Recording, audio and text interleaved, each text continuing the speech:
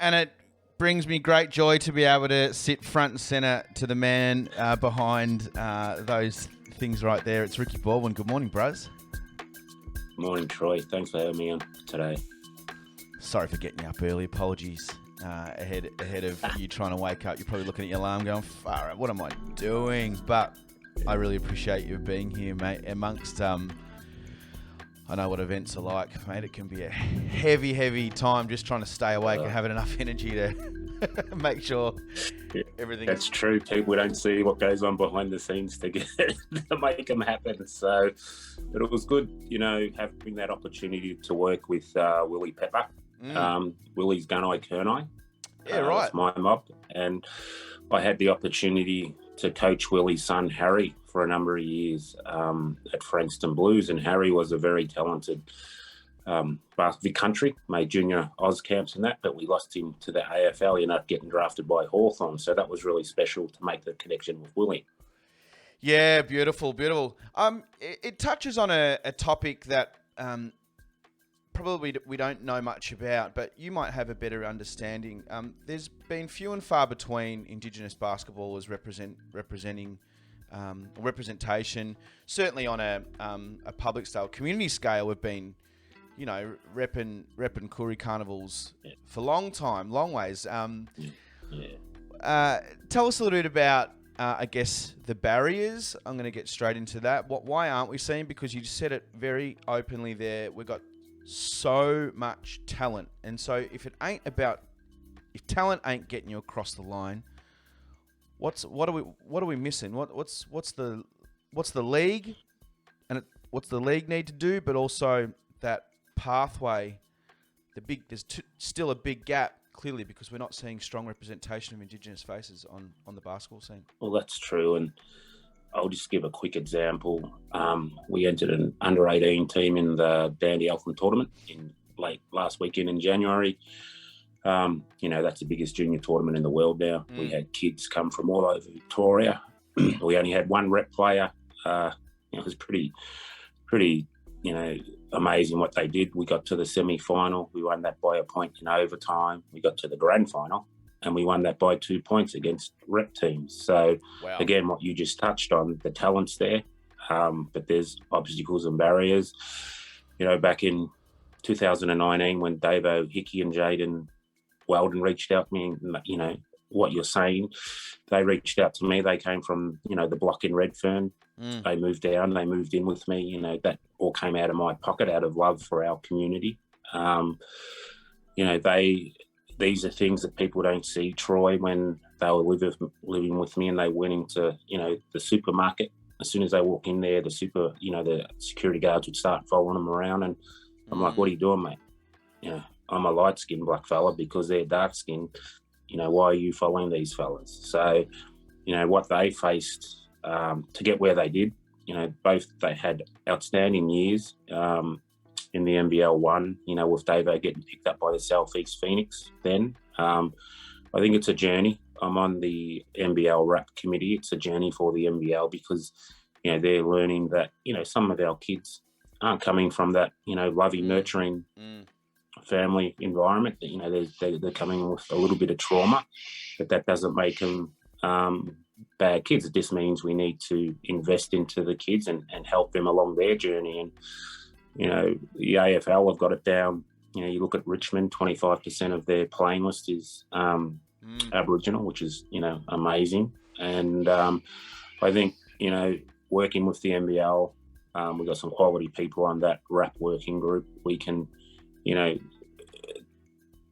all work together, and then they can start to understand, that, there are some barriers with, with our kids when it comes to inclusion, because there's so much raw talent out there. I mean, Wandara Thomas, who's out at Casey, his game's just, my goodness, he's developed, and, I'm hearing, I'm already hearing, whispers that Melbourne AFL have got him on their depth chart. So, I like footy.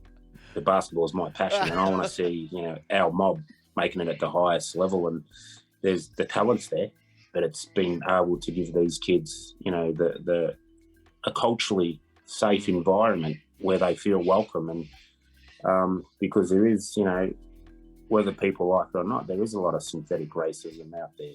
And that's a lot for our young kids to take on, especially if they're coming from community, coming down to the big smoke. It's a lot for them to take on. So,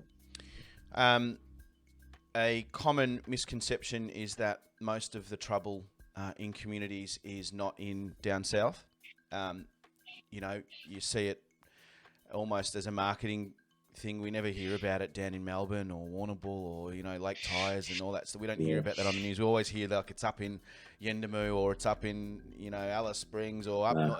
It ain't down south, but it couldn't be further from the truth. Tell us a little bit about some of your own personal journeys, because you grew up in Victoria, as far as I know.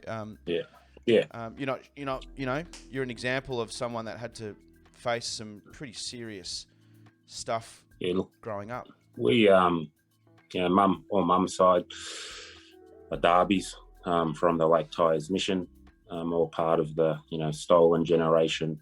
It was a pretty significant week for us 2 weeks ago was the redress, because, my mum and them now get that $100,000. Not that you can put a price on the trauma they've been put through.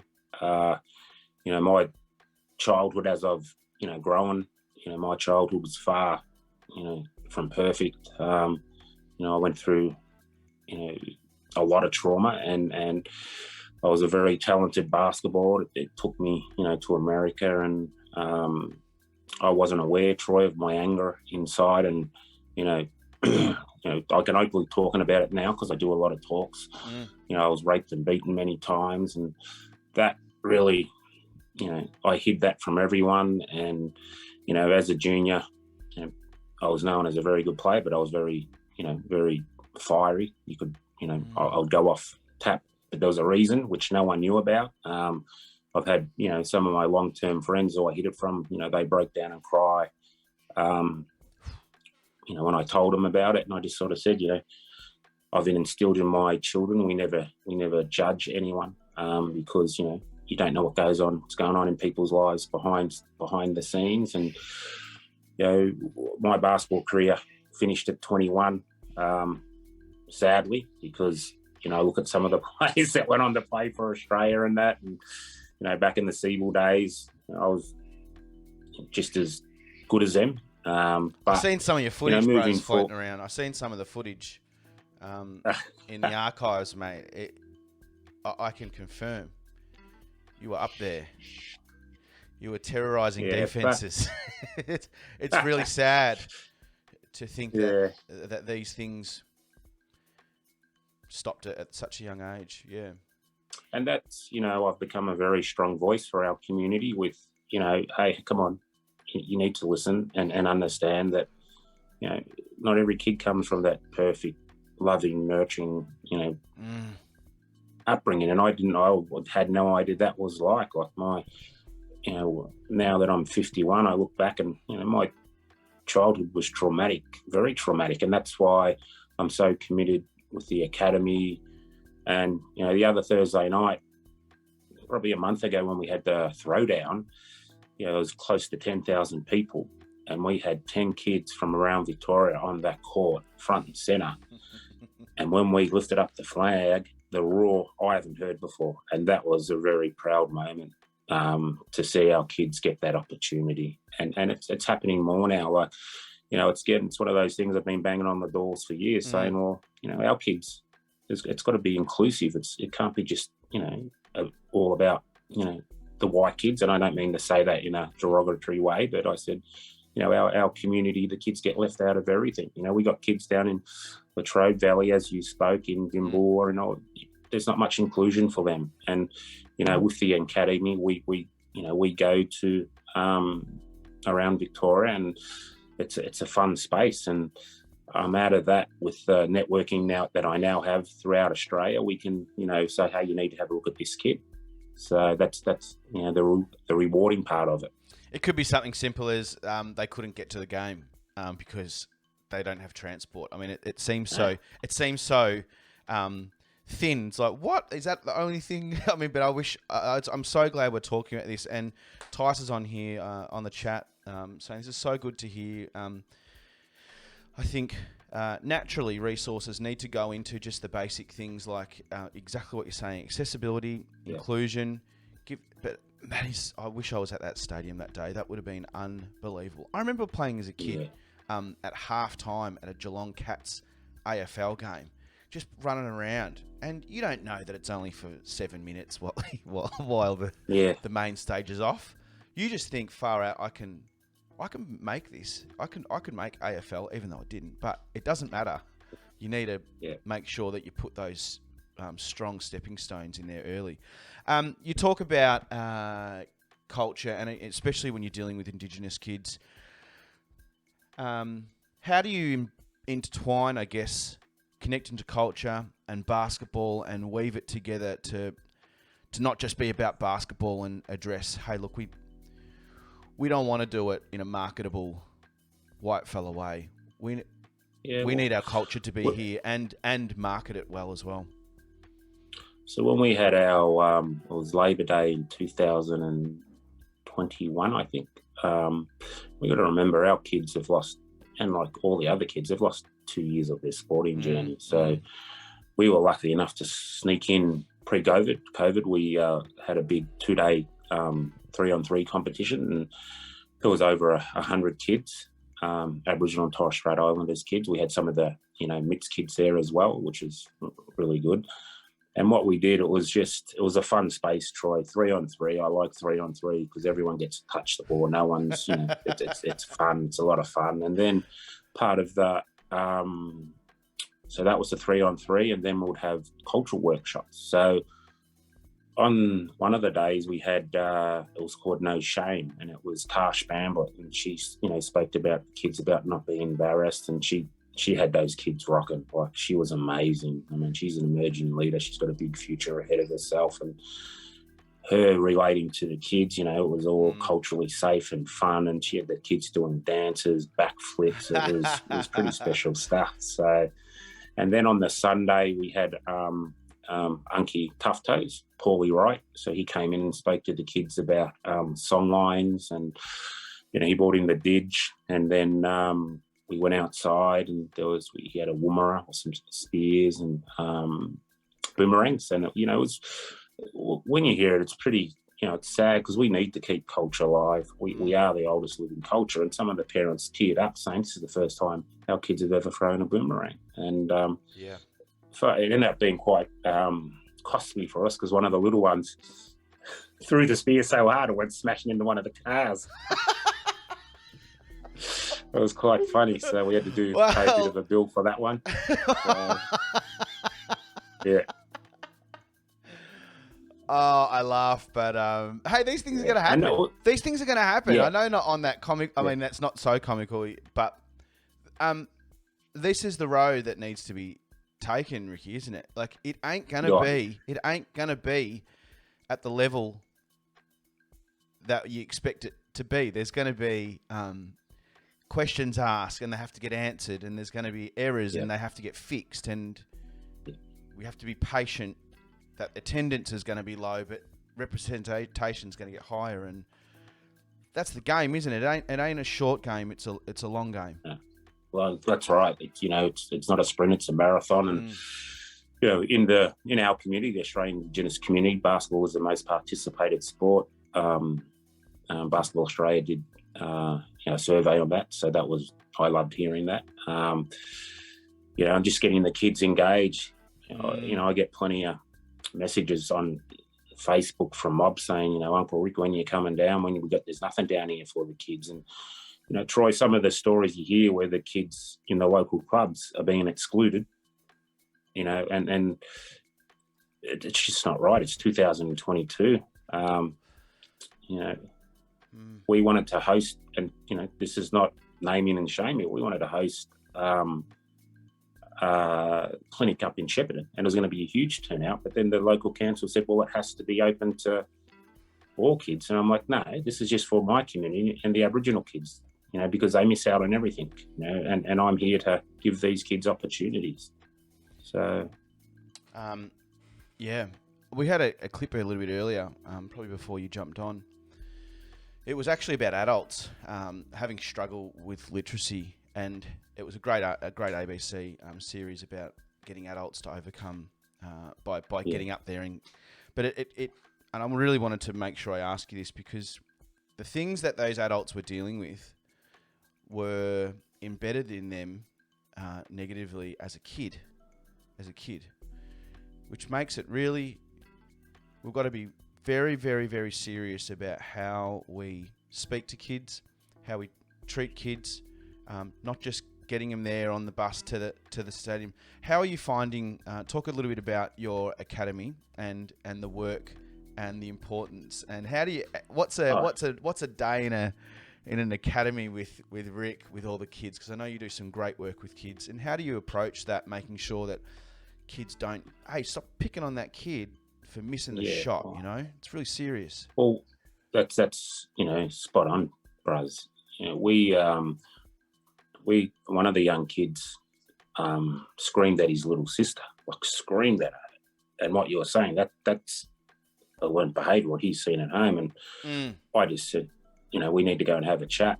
And I just said, you never, scream at anyone like that. You never scream at women like that. I said, Bruz, I'm here to help you. I know how uncomfortable you are right now with me talking to you about this, but I said, you can never do this again, And there's one example that was pretty, made me cry, where a young Koori kid had been, sexually assaulted, abused, and, touched a raw nerve with me, having, lived this. And he was self-hurting himself, and we had a 2-day camp, and I just treated him like a young brother boy. And I said, hey, don't go blaming mum if you're inside playing video games and you're not getting selected, because it only takes 20, 30 minutes a day for you to practice. And, I gave him some love and believed in him. And his mum called me saying, he's been seeing psychiatrists for years, but 2 days with you, it's like you've hit him with a serious stick. And she goes, I've never seen him so happy.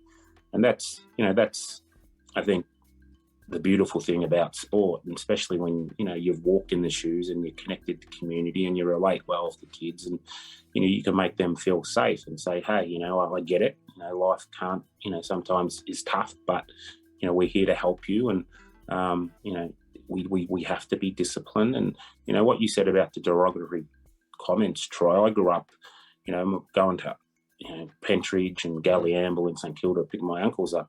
I was brainwashed against police, and that had such an impact on my life, because I punched 2 cops up in my younger days because I had that brainwash, and like it's us versus them kind of thing. Exactly. And now with the academy and this game this weekend, we got some really, really high profile police officers playing. We got Dee Butler as an assistant coach. She played in the Olympics for the Opals. And, for me, it's bringing community together, because I never had that, Bruce. And it was like, hey, yeah, there's good and bad in everyone, but, we have to respect the law. They are, at the end of the day, they are here to, protect us. And but if you're not hearing that, and, that cycle continues, what the cycle I went through. So...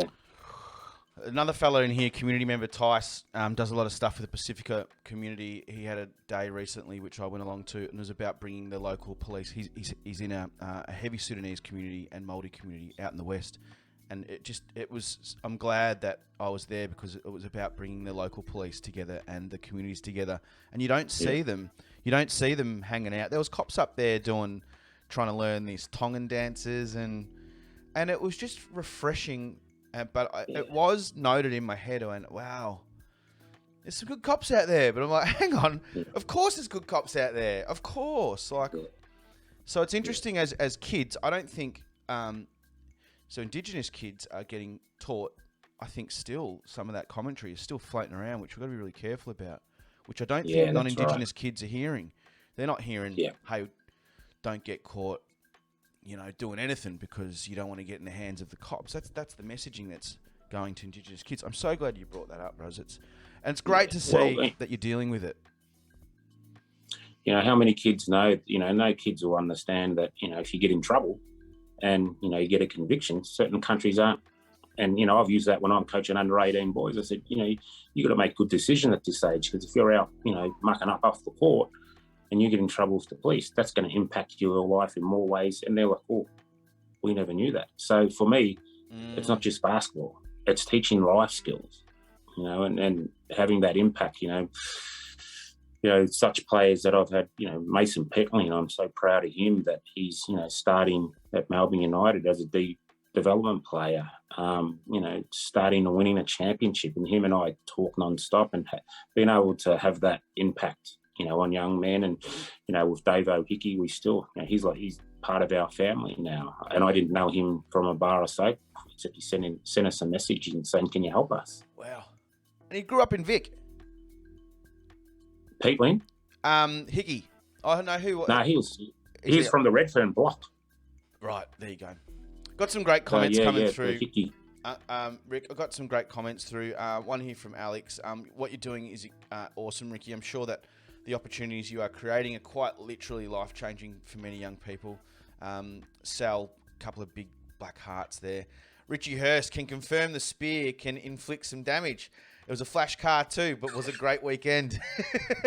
The sport and cultural infusion wrapped around creating such positive memories for the kids and their families. I want to talk about this weekend as well, and also I want to talk about a fundraiser to benefit Koori Academy, which we've got a really generous RGR family here, so I'm going to put up the link here.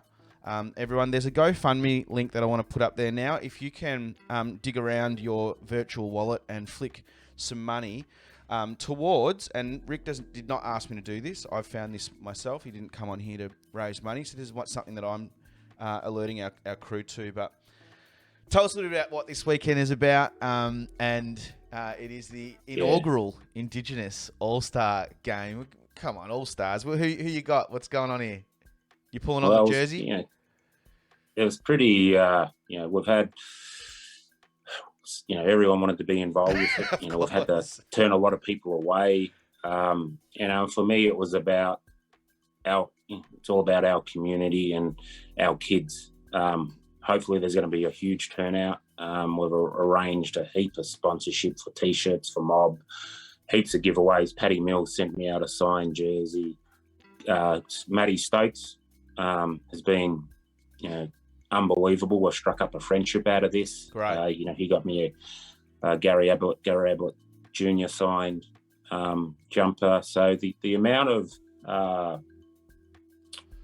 memorabilia we've got. Yeah. But it's all, Troy, for me, it's for our community. So, some people aren't going to be able to afford that, but we've got signed NBL jerseys from everyone, and that's all. We'll have free raffles where they get raffle tickets. They can win the Nicky Winmar frame jersey, all things like that. And I've got so much stuff donated. It's all for our community. We've got beauty packs for the elders, and then the athletes. Chrissy Johnson. They all love their hoops. Matty Stokes. Matty Stokes talks up a really good game. He told me he's going to be MVP. So. You got Chris Anstey suiting up. Parky, man, I know he's been through some absolute tough stuff the last couple of years. It's brilliant that you've got him floating around here. Lydia Thorpe, great supporter of Koori Basketball Academy and getting all these events on a main stage. Who else you got here? Oh, Chris Anstey. Chris Anstey. Someone's going to end up with a couple of stitches playing against him. Sharpest elbows in the Southern Hemisphere, surely. It's a great lineup, bros. It's brilliant effort. And part of that is at the end of it, it's autograph time for the kids. We've got Annie Joy Murphy doing the welcome. We've got little Brianna Lee singing 2 songs. She do the anthem in language, and she got permission off the elders to sing Womanjika. Wow. And she's a very talented young artist. So. Very, very good. So, when's it going down? It's this Sunday. It's Sunday, free. Yep. It's free to attend. Correct. It's family friendly. It's free entry or gold coin donation. But if you can't make it along, peeps, I've put up a link here how you can support Rick and the brilliant stuff that he's doing with the Koori Basketball Academy. But We'll be down there. Get over down to Knox. I guess get in there from 12:30, 1 o'clock. You got DJ Mr. Congo. Where'd you find Mr. Congo? He DJ down at Spy Bar back in the 90s. That's a good story. Susie Raymond, who I grew up with, she went and played college basketball at Kansas. Played WNBL star. Met him. He was a college gridiron star. Blew his knee out. You know, was probably on pro, and he's moved over here, and he does a lot of work with, you know, the African community, and he's a smooth cat. You'll like him. So. Yeah, cool. I'm going to take that as a compliment. You saying I'm smooth? Yeah. Nah. Hey, tell us about. I want to just harp on this GoFundMe page, and brilliant work from Tash to get. I can see that she's done some admin stuff there. It's brilliant, and big shout out to Tash too.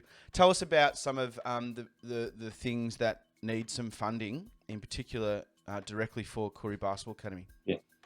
So when we run our camps, and, you know, as we've spoken, you have to take it to community. It's too hard, you know, to say, oh, we're going to have it at this place and this place. So, you know, regional areas, we'll go to, you know, we've got an up and coming one in Shepparton, and then we'll do one in Latrobe Valley, which will pick up 3 big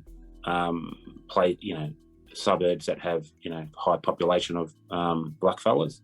And when we run our camps, you know, we always give the kids a basketball, drink bottle, backpack, T-shirt, and they get a healthy lunch. And, you know, it's, you know, as I said, it's not just about basketball, it's teaching life skills, the importance of eating healthy, you know, doing your schoolwork, you know, being punctual, and, you know, being proud of who we are. I'm real big on that, saying, hey, look, you know, we're part of the oldest living culture in the world. We're proud people, so we need to be proud of that. And, you know, what people don't see in, you know, some of the, you know, outskirts, you know, in country Victoria, there's sadly some racism. You know, first day of school, I get sent pictures of a young boy. He got a black eye, and they're calling him Abbo all day.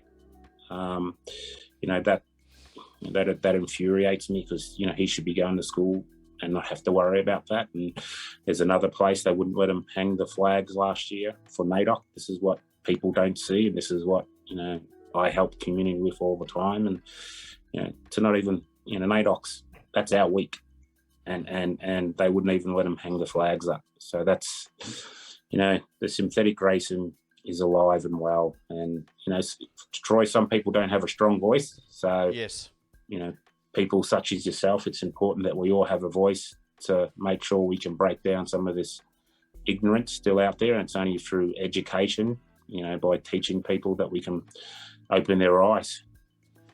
It's brilliant stuff you're doing, Rick, and I appreciate you jumping on nice and early to dig deep and sharing some of your own personal story. I mean, I know it's a deep one, but I appreciate you coming out here and sharing some truths that are starting to become a really current theme, which is it is about continuing the message and not giving it a break. And I think you've done incredibly well to get this off the ground, especially over the last few years of things just almost disappearing. But incredible effort from you and your team, and I'm looking forward to getting out there this Sunday, and I'm going to try and sub myself in somehow. Rick, I appreciate you, man. Thanks for joining us. We've already got people. No. Hey, well, in actual fact, some people have pulled out COVID and that, so you can have a jump on if you want, have a run if you want to. We actually got sponsorship with some trophy, D&D trophies, so I'm going to give them a shout out. So we've got a cup. Uncle Danny Morsu, who's a pioneer for us in basketball. We've got, because this is going to be an annual event, so it's the Uncle Danny Morsu Cup, and we've got 2 MVP trophies. So, bros, Matty Stokes told me he's going to win it. Maybe you can get it off him. We're all rusty hopefuls, mate. I'm sure, unless Stokes's been, you know when you get a nod, you say you're playing in something like this. Everyone's practicing for 2 weeks straight. But the thing is, they're going to pop a calf on the day. You know it. You know they're going to pop a calf. That's true. You went too heavy and you're not conditioned. You're going to pop a calf. I'm going to come in there and sub into anyone pop calf sub. Rick, we're looking forward to it, mate. Thanks for joining us today, and we'll catch up with you. We've got some donations already coming through too, so hopefully we can get right behind you and get some funding to keep your programs going. Thank you. Appreciate the support, Troy. See you Sunday. Sounds good.